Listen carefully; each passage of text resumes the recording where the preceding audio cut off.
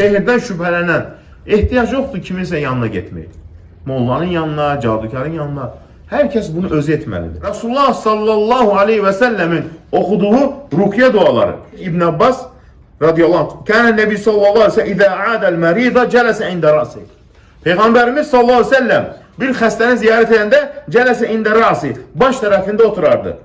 Thumma qalə səbə mərratin. Sonra 7 dəfə deyərdi. Əs'alullahil azim. Əzəmətli Allahdan istəyirəm. Rabbəl arşəl azim. Əzəmətli ərşi Rəbbindən istəyirəm. Ən yeşviyək. Allah sənə şəfa versin. Baxın, 7 dəfə. Öz dilimizdə də deyə bilər, amma ərəbcə desək daha yaxşı fayda olur. Amma bu duada öz dilimizdə də deyə bilərik. Əs'alullahil azim.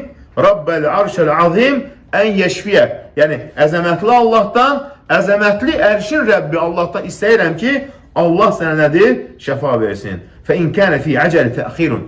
Əgər Allah təala ona ölüm yazmayıbsa, ufiyə min vəcə zəlik. O xəstəlikdən də şəfa tapardı. Və bu barədə Peyğəmbərimiz sallallahu əleyhi və səlləmin sahabələri bunu ediblər və Peyğəmbərimiz də bunu qəbul edib. Yəni üfürmək. Xəstəyə istər rukiyə oxuyursan, Quran ayələri olsun və ya Peyğəmbərimizin sallallahu əleyhi və səlləm kəlamını oxusun. Yəni oxuyursan, üfürürsən. Deyirsən əs'alullahil azim, Rabbəl arşil azim, ən yeşfiyək. Və ya da qul əuzu bi rabbin nas, məlikin nas. Və hətta surəni bitirəndən sonra üfürürsən. Peyğəmbərimiz sallallahu bəzən rukiyə oxuyanda nə ilə? Qul huvallahu əhəd, qul əuzu bi rabbin nas, qul əuzu bi rabbil fələq. Bunu oxuyanda nə edərdi? Yəmsəhu bi yemini. Sağ əli ilə onu məs eləyərdi. Harasını?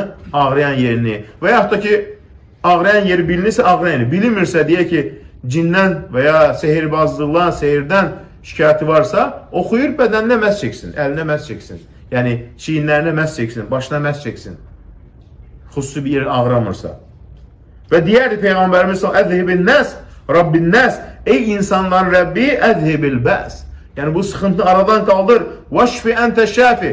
Şəfa ver, sənsən şəfa verən, səndən başqa şəfa verən yoxdur. Elə bir şəfa ver ki, xəstəlikdən əsəd əlamət qalmasın. Buxar rivayət edir. Bax, necə, bu duanı Peyğəmbərim, çoxları bu duanı xəstə yanına gedəndə oxuyur, amma Peyğəmbərimizin sünnəsini unudur. Nədir sünnəsi? Ağrıyan yeri əli qoymaq və ya bədəninə məs çəkmək.